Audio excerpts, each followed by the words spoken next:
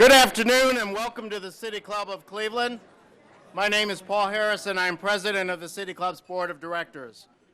I am pleased to introduce today's speaker, the senior United States Senator from Ohio, Sherrod Brown. Over the past several months at the City Club, we have heard so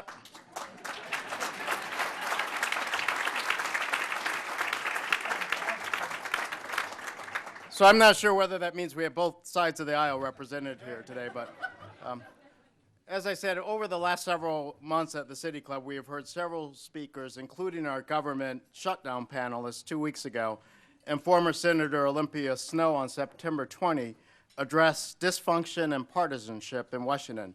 Today, we will hear from a seasoned political leader as discord continues in Washington, as evidenced by continued concerns about whether we'll have another debt ceiling crisis early next year, and by partisan fighting in the Senate earlier this week over a presidential appointee to the United States Appeals Court for the District of Columbia, and over the president's nominee to head the Federal Housing Finance Agency. Senator Brown certainly is well positioned to speak to that dismal environment in Washington. And I didn't mean it that way, actually, but as we will hear, he has also demonstrated an ability to work across party lines to advance causes that he believes are in the best interests of his state and nation. Senator Brown was born in Avon, Ohio, received his Bachelor of Arts degree. I'm sorry. Mansfield, Ohio. Thank you, Judge. Mansfield, sorry. Not too far away from Avon, by the way. Actually, two worlds away. Now, I think the rest is true. He did receive his Bachelor of Arts degree in Russian studies from Yale University. Is that correct? That's correct. Yeah, that's good. And earned a Master of Public Administration and Master of Arts in Education degree from The Ohio State University. He began his distinguished political career as a member of the Ohio House of Representatives. He then served as Ohio Secretary of State until being elected as representative of Ohio's 13th Congressional District, where he served until being elected senator in November 2006. Now, I know that Senator Brown happens to be a big baseball fan. I think a Cleveland Indians fan, right?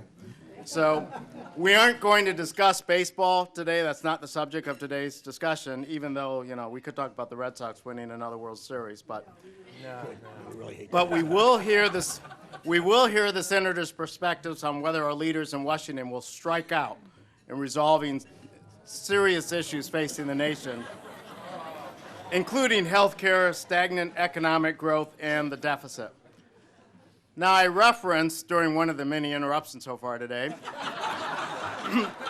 Senator Brown's ability to work effectively across party lines. A little publicized example of that occurred a few years ago when Senator Brown, in collaboration with then Ohio Senator Voinovich, established bipartisan advisory commissions to vet and make recommendations to the senators on prospective candidates for federal judicial appointments. That was a wonderful process, and I really applaud you for it. And I had that.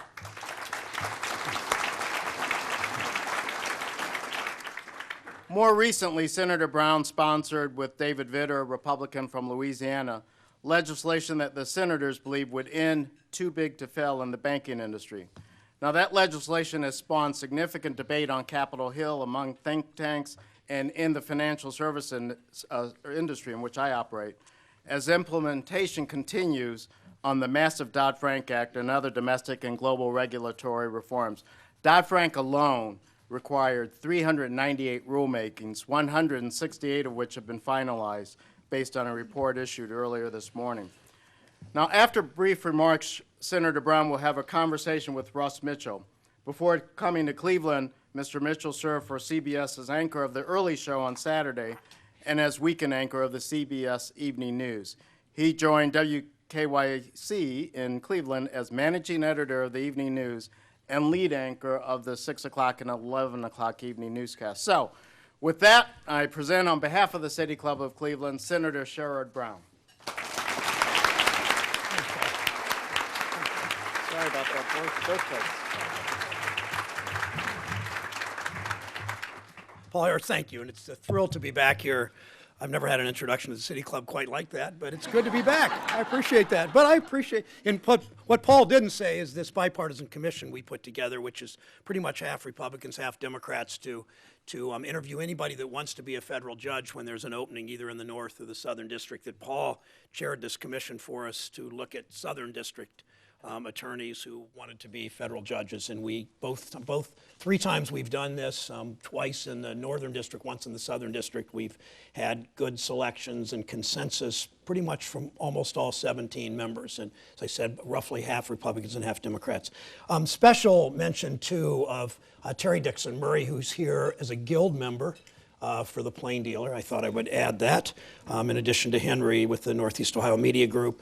And this is the Colleen Shaughnessy special program memorial too. And Colleen, and you can look in your program, worked for me when I was Secretary of State and was murdered some 30 years ago, I guess now, Mike, right? And she was a courageous, gutsy public servant who had an incredible future and was taken at the age of 27, and was just a few of you in this audience knew her and know how remarkable she was, Pat, as you know. So last night, Connie and I, in our new home in Cleveland, I got home just in time for the last hour of trick or treat.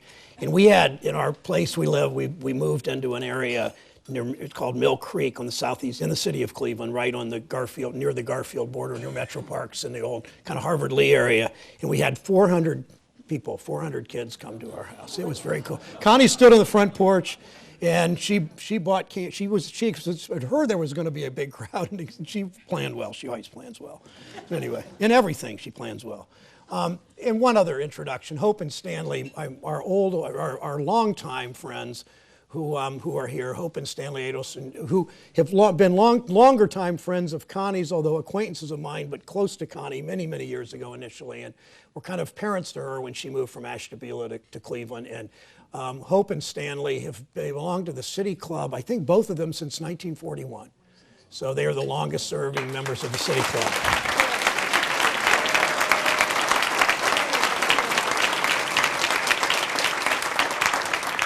Stanley, as you know, is a rather shy man who rarely asks a question at the City Club, as we all know. The great thing about the City Club is there is no gathering of people that I ever speak to who take citizenship more seriously, being a citizen of this great country more seriously than people who attend the City Club. Your activism, your seriousness, your sense of humor often too, but your belief that citizenship in this country really matters. And Dan, that's what you are inheriting, and Connie and I are thrilled, and we're glad you brought Jewel today, your mother too. So thank you for that too. Thanks for outing me on email too.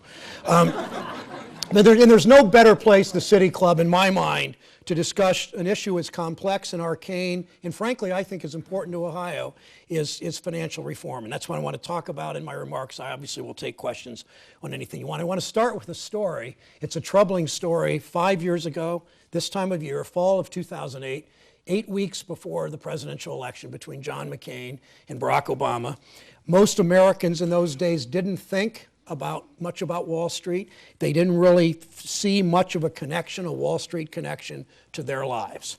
And Robert Kennedy said some 4.5 decades ago, Wall Street's closer to London than it is to Harlem.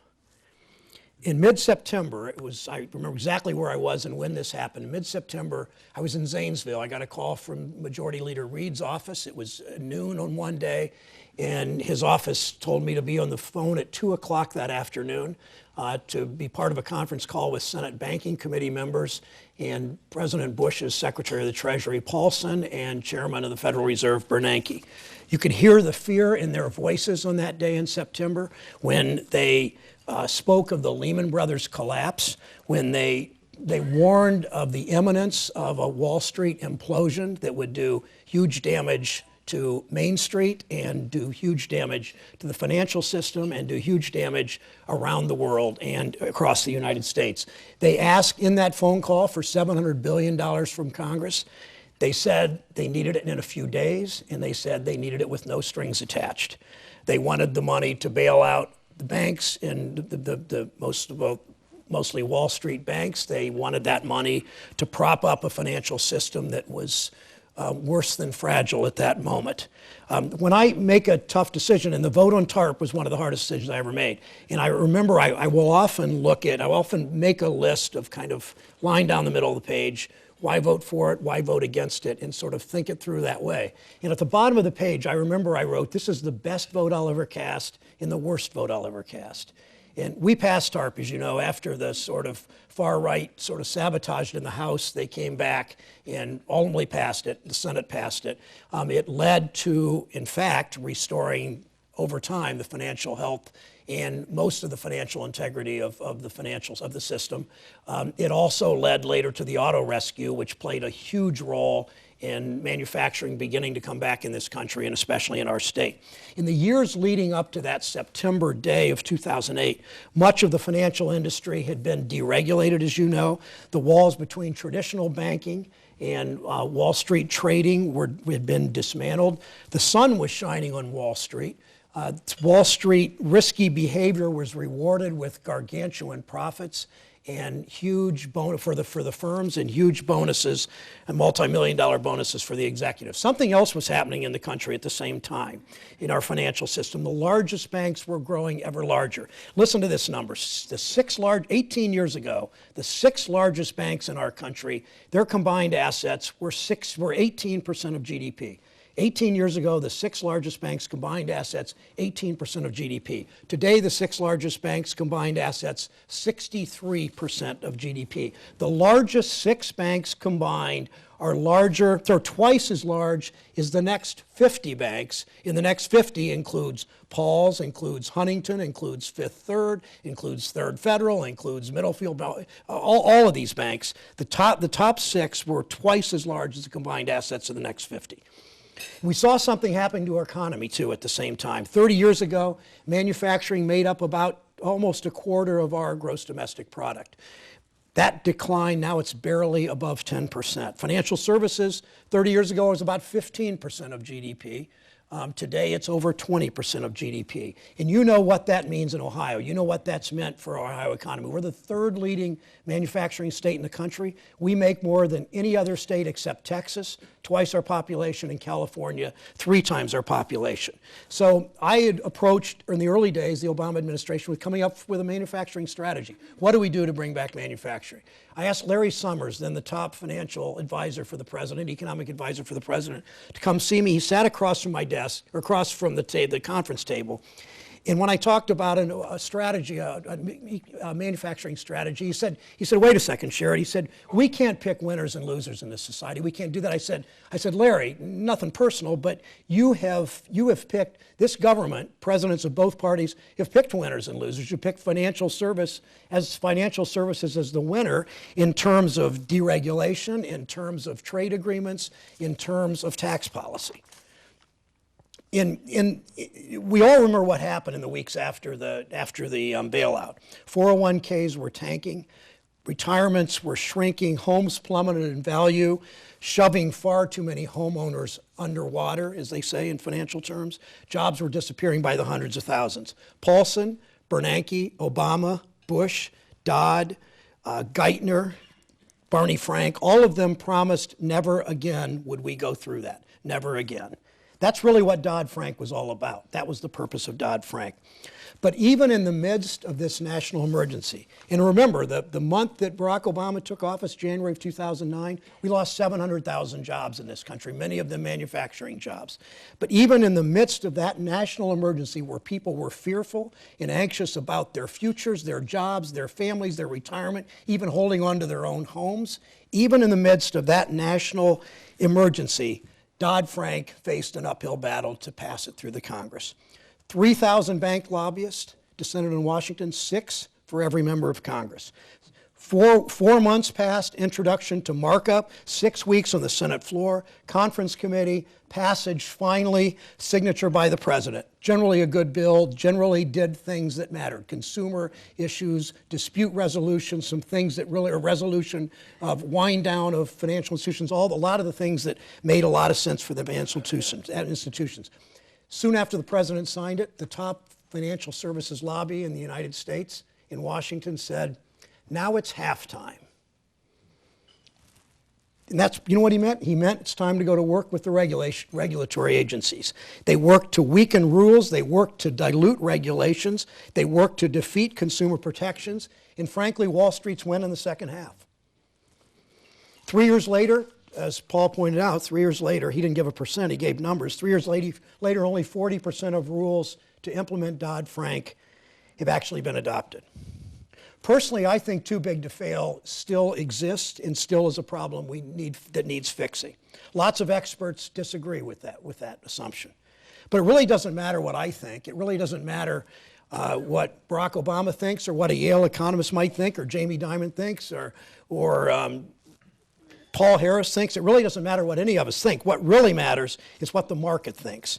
And the capital markets believe that lending to the 6 mega banks, that lending to the largest banks is essentially without risk, that taxpayers will bail them out if they're about to fail. Studies estimate that the mega banks have a 70 to 80 basis point advantage over every other lending institution. What does that mean? That means that they can borrow money.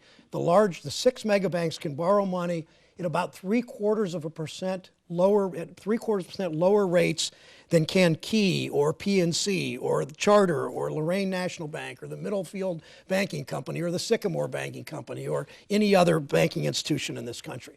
It's a subsidy, in essence, of up to, according to Bloomberg reports, of up to $60 billion a year provided by the expectation of taxpayer support, the expectation of taxpayer support. It used to be, before Glass-Steagall was repealed, that traditional banking and Wall Street trading were separate institutions. There was a wall there before the repeal of Glass-Steagall. Third Federal's Mark Stefanski, and I would thank Mark for what he's done in our part of Cleveland, in the southeast part of Cleveland. The work that he's done there has changed people's lives and should get a lot of credit for that. But Mark Stefanski told me, he said, you know, banking should be boring. Banking should be boring. But today, Wall Street banks and their often exotic products are anything but boring.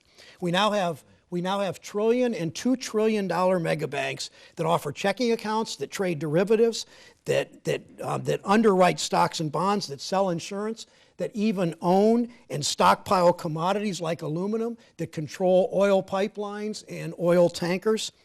All of this, usually with government guarantees and insurance, unlike any other kind of business. And it used to be that traditional banks and big Wall Street traders even lobbied Congress differently because they had different views of things. They'd lobby for different bills, the traditional banking and the Wall Street traders. They'd lobby for different bills, different rules, even sometimes at cross purposes and competing with each other on what they wanted, what they were lobbying for. Now, because these 6 mega banks do virtually everything financial, because they're everything in financial services, they lobby Congress and the regulators with the same positions, on the same bills, for the same amendments, against the same regulations. So today, where does that take us? Today, our mission on Senate Banking Committee as bank regulators, as public officials, is to make sure that no bank is too big to fail, to eliminate the assumption that taxpayers will be on the hook if a bank stumbles and falls.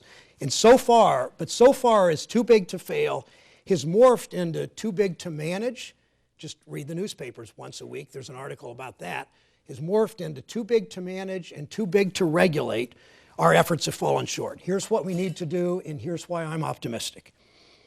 3 years ago, I offered with Ted Kaufman, a senator from Delaware, who was Vice President Biden's replacement, the Brown-Kaufman amendment on the Senate floor during Dodd-Frank. It would have restricted the size of mega banks relative to the real economy. It got 33 votes, which is well less than 50 last time I checked, but it got 33 votes, and frankly, that number was higher than we expected initially, and certainly higher than Wall Street lobbyists expected. But times have changed. Governor Dan Tarullo, the Federal Reserve's top bank regulator, supports this legislation. George Will, the only thing I've ever agreed with him on is baseball. George Will wrote a column on this bill supporting it. Peggy Noonan supports this bill, another conservative columnist. Governor Huntsman, who ran for president on the Republican side, long-time leading family in Utah, supports this legislation. Citigroup, former CEO of Citigroup, Sandy Weil, supports our efforts. Now, conservative Senator David Vitter, as Paul mentioned, and I are teaming up to end too big to fail in a different way. The biggest banks must have proper capital reserves, enough reserves to back up their sometimes risky practices so taxpayers don't have to. If you're a bank with $500 billion in assets, so this applies to a small number of banks, $500 billion in assets, that's basically 6 or 7 banks. To give you an idea what that is, that's 5 times the size of Key, 10 times the size of Huntington. So these are large institutions, obviously. You need to have for those banks, you'll need to have the 15% capital reserves. It prevents excessive leverage, which is the excessive leverage that these firms have been engaging in, as most of you know. It's so seductive when the sun is shining, but at Lehman Brothers and Bear Stearns that they illustrated, so catastrophic when the storm clouds gather. While we don't yet have the votes on this legislation on Brown-Vitter, we don't have a majority yet, what has happened is pretty interesting. And often, as though so many of you have been engaged in public issues for so many years, what often happens is you begin the debate and you begin to educate people and people come out and support and start talking about it. Sometimes the regulators decide to get there first. And that's what happened on this. Sheila Bair, former Bob Dole Chief of Staff, former head of the FDIC under Bush, kept in office by President Obama. Tom Honig, former Republican, former governor of the Fed in Kansas City, now number 2 at the Federal Deposit Insurance Corporation. Independent community bankers with 5,000 members all have endorsed this bill. The Senate itself, in a budget vote that Senator Vitter and I worked on an amendment, voted 99-0, not for our bill per se, but to recognize the issue of too big to fail. Bank regulators, but what really mattered here is the bank regulators, and that's the FDIC, the Office of the Comptroller of the Currency, and the Federal Reserve put out new higher capital ratios, 6% leverage ratios for the 7 largest banks, 50% higher than existing law. That will make our financial system more stable. That will be better for banks the size of Key and banks the size of Lorraine National. That will mean that beginning to take away those advantages they've gotten in the capital markets just because of their size, the largest 6 banks. So in other words, if big banks fail, executives and investors should pay the price for that failure, not the hairdresser in Elyria, not the steel worker at ArcelorMittal, not the teller at PNC. It's about subjecting Wall Street to the same market discipline that all of you in business live with every single day. A couple other issues I wanted to touch on about banking. The employees of our community banks and our regional banks live in our communities. They pay the same taxes we do. They care when a home down the street goes up for sale or foreclosure because it affects them too. That's why the community banks have supported the Brown-Vitter legislation, why it matters to them. That's why we've been working with the community banks on a whole bunch of other efforts to help them everything from streamlining their privacy notices, which helps with dense language, sometimes too dense language for consumers to understand, and helps cut costs for those community banks that are sending out these notices.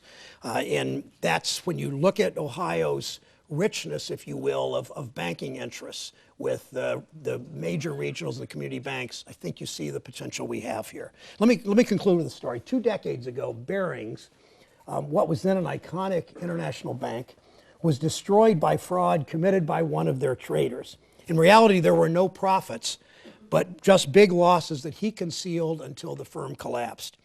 He wrote it, and he was convicted and I think he spent time in prison.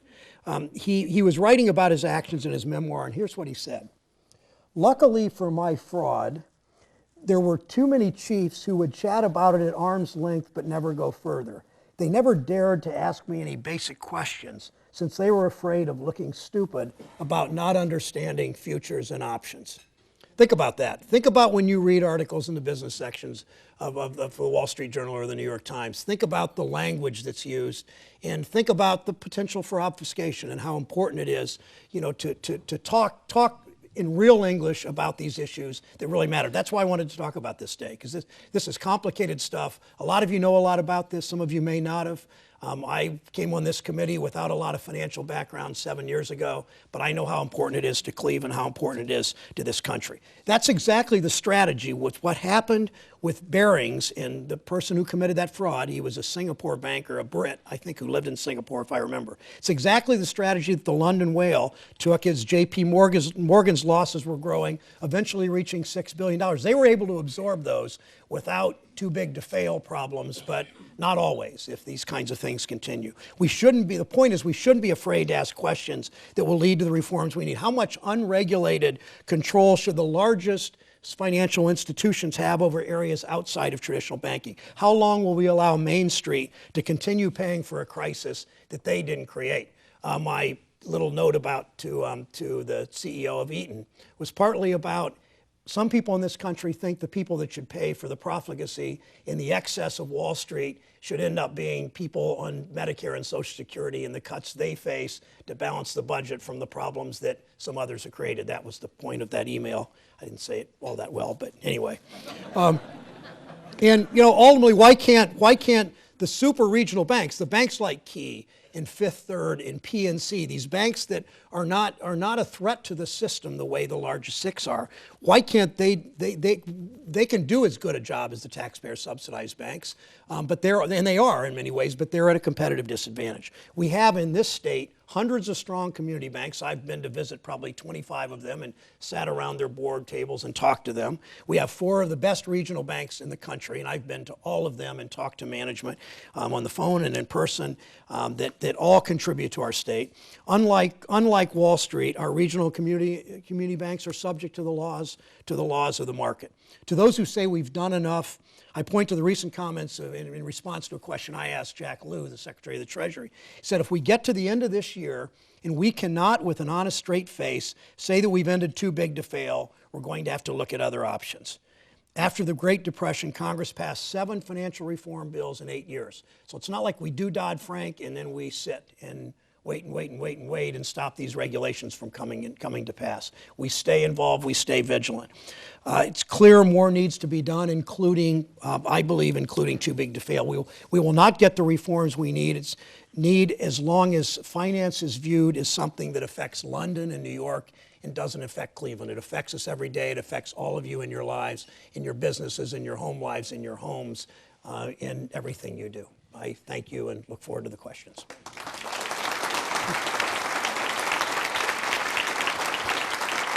Here.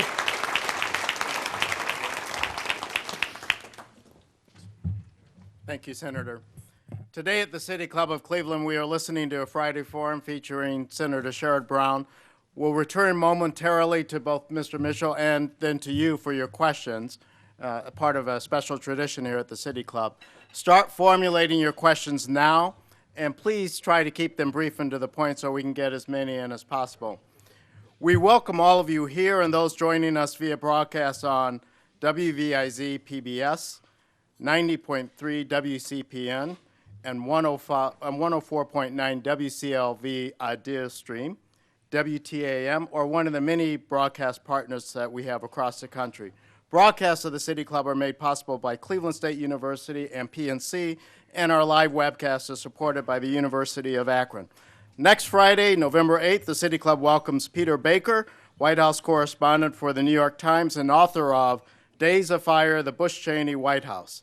The City Club is hosting several other programs next week, so to learn more, to make a reservation, or to order a CD or DVD of one of our many programs, please refer to our website, and that's www.cityclub.org. We welcome guests today at tables hosted by Baker and Hostetler, Case Western Reserve University, the Cleveland Clinic, Cuyahoga Community College, the Northeastern Ohio Education Association, the Sisters of Charity Health System, and University Hospitals. Thank you all very much for your support. Today's program is sponsored by Northeast Ohio Media Group, the sponsor of politics and policy here at the City Club. Today is the annual Colleen Shaughnessy Memorial Forum, made possible by a generous gift from Colleen's family and friends, and we thank you. We welcome students today who are at our program. Student participation is made possible by a generous gift from the Jeffrey David Epstein Memorial Fund. Today we welcome students from Euclid High School, Cleveland Central Catholic, and St. Joseph Academy High School. Will our students please stand and be recognized?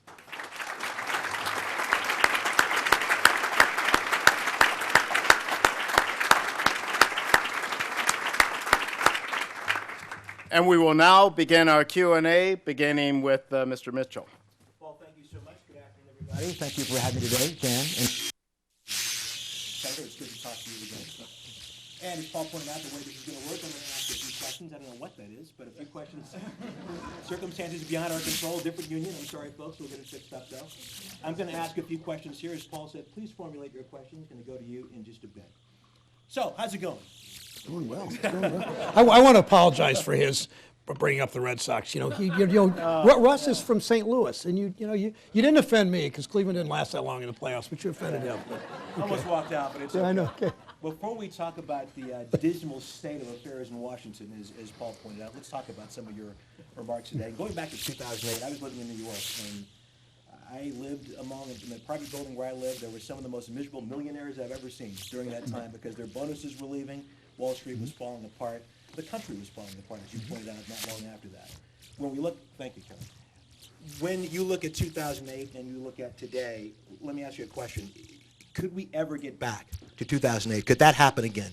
Well, in your mind? I think my remarks, pointed to the fact that we haven't solved too big to fail, that the largest banks can go in the capital markets and can borrow money at lower rates than can any other financial institution or any other business generally. And what that means in terms of those banks growing ever larger and ever larger. And second, these banks continue to engage in generally risky trading behavior that's far too often insured by the federal government. I mean, you have in your savings accounts and your checking accounts at Key or at Lorraine National or at Charter or whatever, you have FDIC deposit insurance. But so there are insurance sort of safety nets for most of us and most of our financial dealings. But when these safety nets apply to these mega banks that reach into other areas of the economy, first of all, it's hard to compete with somebody that's got government guarantees and insurance when they're in commodities in aluminum or in oil for those that don't get those. So it sets up an economy that's neither fair that's neither good for competition, fair to those they're competing with, and ultimately contributes, I think, to the instability of a financial system. I don't predict it happens, in the next month or week or year, or month or year or even 5 years, but I do think we need to fix this while it's still manageable to do. Lessons learned, certainly, from that time. Who didn't learn that lesson the most, Washington or Wall Street? Washington or Wall Street. I think neither did. I think that, my colleagues that think too big to fail is fixed, is no longer a threat, I think misread this. I think the influence of those, I don't know if there are 3,000 lobbyists now, but whatever the numbers are, the influence they've had with the regulators. And I would say the people who've learned it the least have been, without sounding partisan, have been House Republicans who continue to pass deregulation bills. And some Democrats whom I fault for voting for these, because they're lining up in the Financial Services Committee. They're getting big dollars for their campaigns, and they're making the same mistakes that we made leading up to 2008 of deregulation, of trade law and tax law that doesn't play for the middle class in Cleveland or in Garfield Heights or in Mansfield or in Avon, but in fact plays to this huge schism or this huge gap in our country where the 5% wealthy get richer and richer and richer, and the middle class and its way of life is stagnant, and that's perhaps the most serious threat to our nation. You talked about these large banks. You mentioned Jamie Dimon of J.P. Morgan Chase, some very powerful people there. You got to wonder at this point, why do you think this could change now? If 5 years ago, almost 6 years ago, you couldn't turn the Titanic around, you being Washington, being regulators and things like that. What makes you think that can happen now? Well, I think Dodd-Frank improved things markedly. It did a lot of things from the consumer agency to what we did on resolution, but I also think that that doesn't mean it's fixed. But just the fact that, do you know anything about David Vitter? The fact that David Vitter and I are on the same page on an issue where, the same night we had our amendment, he went to the floor later, and we got our amendment 99-0, and it ended up being little less substantive amendment that it started off as to get votes, but that's not all that important in this situation. But an hour later, he had an amendment to require voter ID at the polls, representing Louisiana, and I think that is just morally outrageous. So, I mean, but the two of us have come together, and look at George Will, Peggy Noonan, people like Tom Honig, who is a very serious mind. I mean, you look at Sheila Bair, Tom Honig, people like Dan Torrillo. I don't know their party in every case, but they're generally sort of level-headed financial services people that have devoted their lives to this, and they see an opportunity to change this. And they wouldn't be engaged on this side if they didn't see this as a problem, and they are beginning to bring people with them. And when I got the call from George Will, I want to write about your bill, I mean, that was fairly shocking. I returned that call. You returned that call, I see. Well, I returned Henry's call, so I'll just, I'm fairly easy. So. You have been, as you said, in the Senate Banking Committee for 7 years. The chairmanship of that committee is soon to be open, we understand. Mm-hmm. Quite frankly, you want the gig? Of course, yeah. Of course. Love to. It's really not in my control. There are 4 things that have to happen. First, the Democrats have to keep control of the Senate, which I don't bet on elections, but I would suggest you bet on that. But you probably shouldn't either. Probably not a good idea. Second, thank you for your advice. Any of the rest of you want to bet on it? Yeah. Bud, Dick, you want to bet on it? Okay. Second, Senator Reid from Rhode Island is more senior than I. He's in line to take the Armed Services Chairmanship, which is now held by retiring Carl Levin, who I think is maybe the best member of the Senate. Also above me in seniority is Chuck Schumer, who is at some point going to likely be the majority leader, and does he want to represent and be in a position to be the senator from New York with all the issues that we need to do on Wall Street. And then the next one is Senator Menendez, who's already chairman of the Foreign Relations Committee, and I tell him every day what a great job he's doing there. And so if those 4 things happen, and some newspapers say they think they will, but I really don't know. But I would love, the very long answer is back to the very short answer. I'd love to do it. The Financial Times, in writing a story about you, talks about your desire, your drive to make banks smaller and to make things better in Washington and more cohesive in that way. There's an article that just came out that said your staff is actually reaching out to these big banks now for advice, for support, for a chairmanship. What do you say to that? Yeah, well, it wasn't exactly accurate. It was close. I mean, but I've reached out to these banks I've sat in Paul's conference room with Beth Mooney and with Tom Stevens, probably the first time 5 or 6 years ago. And I've been doing that for my whole career. That's the way I operate. I've done 250 maybe roundtables around the state. One of the reasons I can work with Ann on the Farm Bill is that I've sat and talked to farmers and people that deal with ag issues and nutrition and all, and learn from them about how to be a better member of the Ag Committee.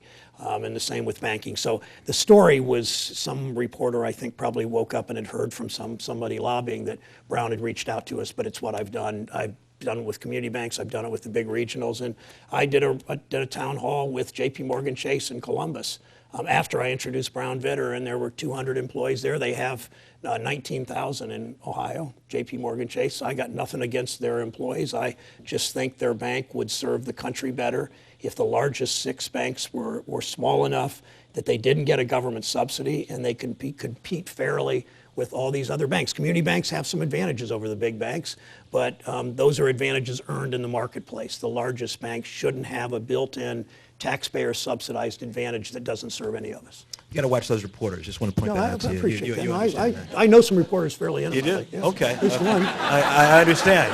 One. Well, yeah. I mean, I know one reporter really, really intimately, and then the next level is a lot of reporters like Henry and Terry that I talk to a lot. Help me out here, somebody. You're on your own. For those not in the room listening to radio, it doesn't make any sense. But, yeah.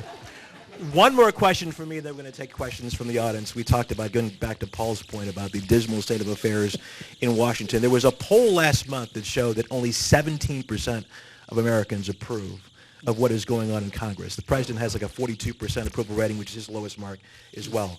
But let me ask you something. Senator, why should anyone in this country, after seeing what happened last month in Washington, have faith in their elected leaders? because we as a nation are resilient, and sometimes in spite of our government, sometimes because of some things government does. I mean, I wear this lapel pin that some of you have seen over the years that was given me to Worker Memorial Day. It's a canary in a cage. Mine workers took the canary down in the mines, and the mine worker had to be on his own. There was no government that cared or union strong enough to protect him from toxic gases. And government responded. Governments responded many times with Medicare, with Social Security. Governments responded with safe drinking water laws and clean air laws and civil rights and women's rights and protections for the disabled. And sometimes government responds badly. And really what happened, and I understand it's sort of a pox on all your houses, but this is a false equivalency for what happened last month. It was one faction of one party, of one branch of one House of Congress and one branch of government that held this government hostage and held this country hostage. I hope they learned from that, the sort of Ted Cruz's of the world, that it didn't serve our country. It cost our economy $20 billion. It caused the institution to lose even more in the public eye. That's not good for anybody. I hope all of us learn, but I hope that they don't do the same on the Farm Bill or do the same on the immigration bill or shut the government down again. It was outrageous what happened. Let's go to your questions now. Kerry? Yep.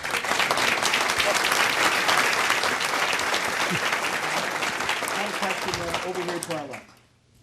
Senator, I'm going to change the subject for a minute, and sometimes what government does reflect on our country. Can you comment on what's happening with the NSA and the FISA court and what we're doing not only with our citizens but with our allies?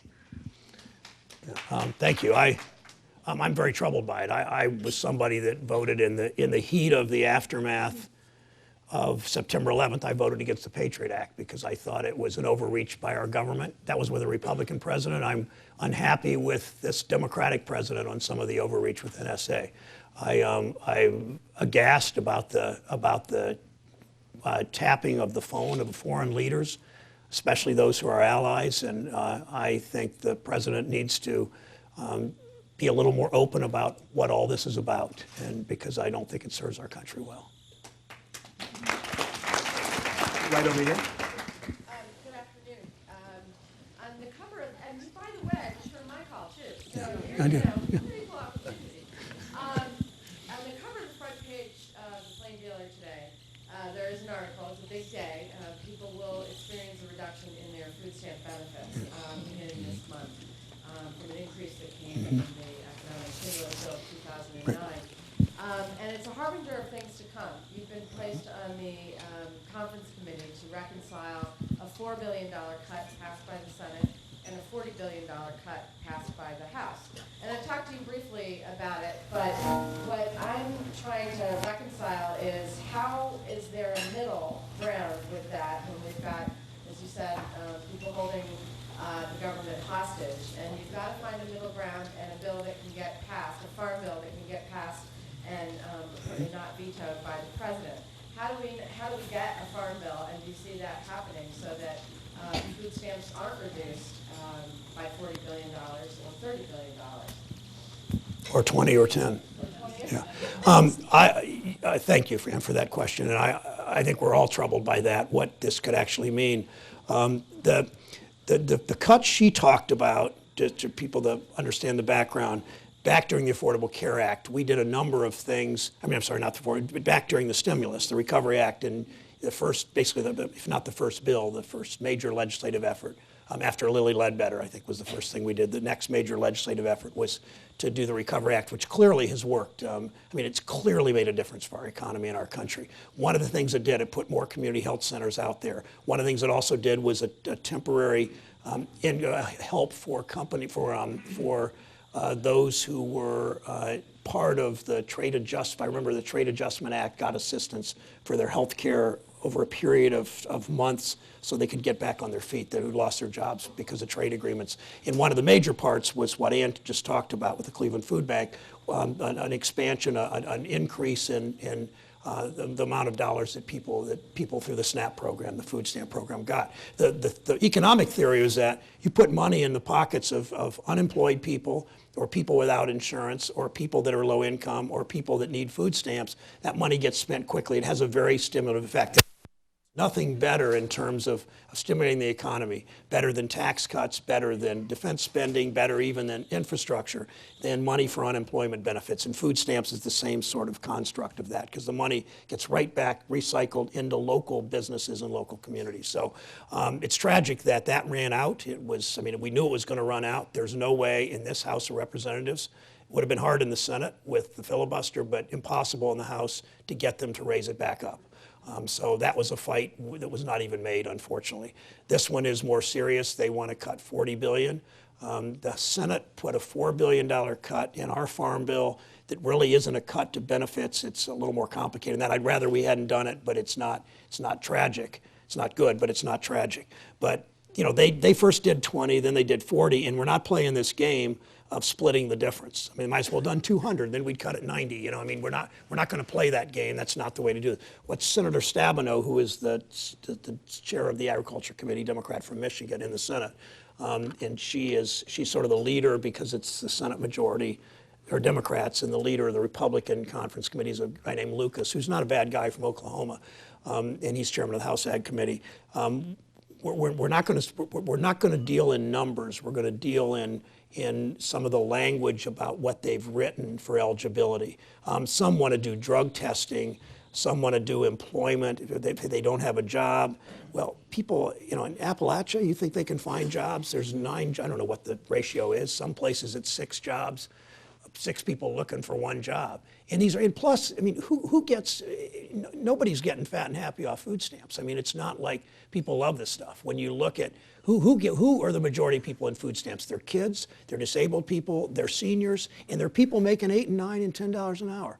And if you think that life's not hard, I was in Dayton last week and was driving to Cincinnati, stopped in a Wendy's, and I was talking to the workers there, which I like to do because I learn things. Abraham Lincoln once said when the country was, you know, everything was in turmoil, staff said, you got to stay in the White House, you got to win the war, you got to free the slaves, you got to preserve the Union side. No, I got to go outside and get my public opinion bath. And you know, that's just how I look at this job. That's why the roundtables. That's why I talk to people. But there were 8 people there, 7 or 8 people that were working there, and there was a break, and I went up and talked to them. None of them have health insurance, and none of them knew. This was last week. None of them knew about the Affordable Care Act. So we got a lot of work to do on all of this. But I'm fairly confident we're not going to accept big cuts. We're not going to. And fortunately, the farm groups, almost all the farm groups, many of whom are more Republican than Democratic in their outlook, they are pushing hard to keep this bill together. The agriculture side with the nutrition side, that's always the way you've done it. We've done it in this country. That's how you pass it. The rural interests and the urban interests help each other. And they know this falls apart if the food stamp cuts, if the SNAP benefits are excruciating, even close to excruciating as they are. So the pressure is going to be on them from the farm community to do the right thing. Some of those folks living on $1.40 a meal, perhaps, under this new proposal. Before we get to questions from the audience again, let me ask you about the Affordable Health Care Act. You were quoted in the Plain Dealer the other day as saying you thought that the snafus that have been associated with the implementation of this act will eventually be worked out, and you think this act will be successful in the long run. There are many in the healthcare community who would disagree with you on that. Why are you so optimistic about this? Well, I'm optimistic for a couple of reasons. One is, I was talking to Pudchenko about this right beforehand, that it's terrible what the White House was unprepared. I still can't. Well, we met with the President's Chief of Staff yesterday and the head of CMS, and most of us are still incredulous that they weren't better prepared. They're getting better prepared. I mean, I think they're going to get it on track. They've got to move sooner rather than later, because it's not just the public embarrassment. It's people that are trying to get health care, often, you know, lower income, often less educated, often a little less computer literate maybe, and they're going to get frustrated. And do we lose them? Do they come back or not? That's the fundamental issue to me. But I think a couple of things. One is, look what the people that continue to criticize the Affordable Care Act don't look at what's happened so far. Starting January 1, 2011, the laws began to change. 1 million Ohio seniors have already gotten, with no copay, no deductible, have already gotten preventive care, screenings for diabetes, screenings for arthritis. 100,000 Ohio young people, teens and 20s, or have been on their parents' health plan to have insurance. Thousands of Ohioans have gotten refunds from their insurance company for overcharging because of the Affordable Care Act. Another several thousand Ohioans have gotten what's called high-risk insurance, people that couldn't be insured because they had lupus or whatever their pre-existing condition. Thousands of families now can no longer be thrown off the health care rolls because their child is asthmatic or their child is a child diabetic. And all these things are already the law and already beginning to change things. The expansion of Medicaid by itself is a huge public health victory. And I would also, and sorry to talk some death, Russ, but one more point I'd make is that look at a little history here. Look back at 1965. Medicare, President Johnson signed it July of 1965. The AMA opposed it. The insurance companies opposed it. The John Birch Society sort of has morphed into the Tea Party, supported it, opposed it. And all these groups and people attacked this. And look, at the time, people were not so sure about this. It forced the integration of hospitals in Atlanta, Georgia, and Birmingham, Alabama, because of Medicare. And you think that wasn't controversial in those days? And 5 years later, Bob Dole voted against it, and Donald Rumsfeld and Gerald Ford. You didn't think you'd hear Donald Rumsfeld's name today, I'll bet. All voted against it, and yet by 5 years later, everybody started liking Medicare. And again, I'm not going to bet on this stuff, but if I were to counsel you, bet that 5 years from now, people are going to look back at the Affordable Care Act and say, this has been really great for our country. Why were they fighting about it? And for those thousands of people in healthcare across the country who are losing their jobs, including many of those at the Cleveland Clinic, you say what? Well, I say that I met with Toby Cosgrove after that statement, and he was shocked that Toby and Kristen and others, shocked that it got the national attention because he didn't really mean it to, and that, frankly, that there were other things. The fact that at that point, Medicaid, the DSH payments were going to begin to drop. DSH payments, something called disproportional share, which was being phased out as Medicaid was coming in. Nobody predicting the court would do what it did, and then recalcitrant governors would do what they were doing in places like Florida, places like Texas, and obviously at that point the layoffs could have been attributed to Medicaid, loss of Medicaid dollars and cuts in disproportionate share. So it's a mixed bag. I mean, there's in the end, this is going to mean more employment. It's going to mean more it's going to mean cost savings. Already, look at how cost of health care were going like this, and they flattened out in the last 2 years. I don't say it's all because of the Affordable Care Act, but it's partly that. And these people they just can't acknowledge anything good if it's about the Affordable Care Act. They're wrong. The people that are opposed, I'm not saying the hospital people, because most of them are pretty reasonable about this, but it's going to work for them too. The question right here. Senator Brown, you've had a very distinguished career in the House of Representatives and now a very distinguished service in the Senate of the United States. You're an excellent observer of the scene, and I'm sure you've seen many different factions come and go. You made reference to one section of the Republican Party, I believe, blocking legislation. That could be a reference to Tea Party. 70 years of the City Club, you figure that out. Way to go. I hope I'm right. My question really is, to what extent do you think, for all practical purposes, at least in the House of Representatives, the Tea Party is the Republican Party? And what does that mean for the future of trying to adopt legislation? Barney Frank said one day that half the members of the House Republican Conference think like Michelle Bachmann. The other half are afraid of a primary from somebody that thinks like Michelle Bachmann. And I don't know if that's a fair characterization, but it's not far off. I mean, the part that fear plays among politicians is troubling to me. Fear of the next election, fear of a primary, fear of something in politics, of losing your job or losing your stature, or losing your committee position or something. And I don't think that kind of fear ever ultimately doesn't serve yourself, I don't think, very well, but it doesn't serve the public interest. I think this too will pass. I mean, I know that Jewel and I were talking about the Tea Party. Is it on the wane now? And perhaps it is, but this country's always had a vein of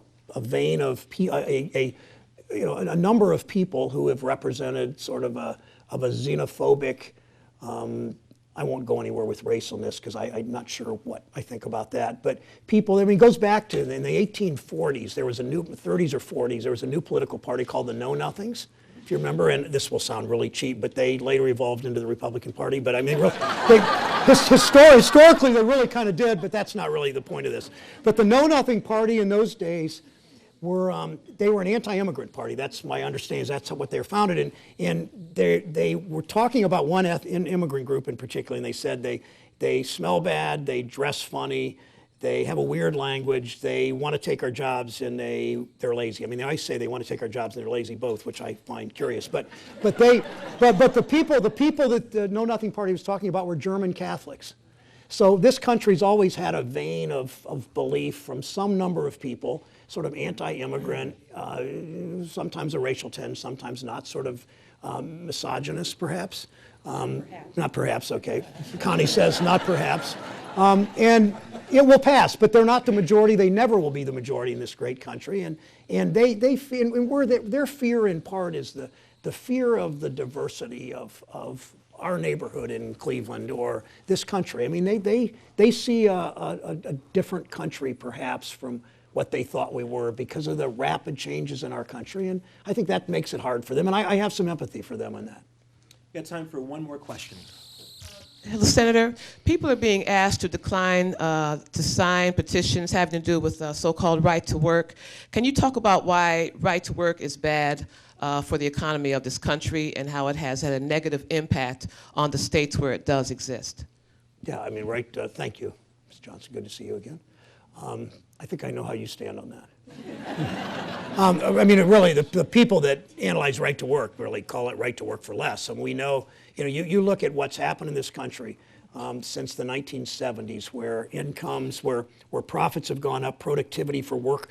For the first time, I believe, in our nation's history, was productivity and wages pretty much mirrored one another for much of at least our post-war history until the 1970s, when, for a host of reasons, trade agreements, other things, that broke. And it's accelerated since about 2000, where productivity is not even, was way exceeds wages. A big part of that reason is the decline of the labor movement. And I've never seen the kind of visceral attacks on anything labor that I've seen in the last 5 years. It's with the collective bargaining issue here. They're doing it everywhere else. The right to work, the prevailing wage, on the appointments. The Republican leaders kept us for months until or years until we threatened, at least months, until we threatened filibuster changes, threatened to not even staff the National Labor Relations Board, which basically immobilized them. They couldn't do anything, literally. So all of those attacks out there are, and I don't understand them, because people in the labor movement get better wages, better benefits, contribute more to the economy, and better our country. And isn't our goal to have a stronger middle class? And that's what it's all about to me. Senator, our time is up. I want to take one more stab at that reporter, intimate questioner.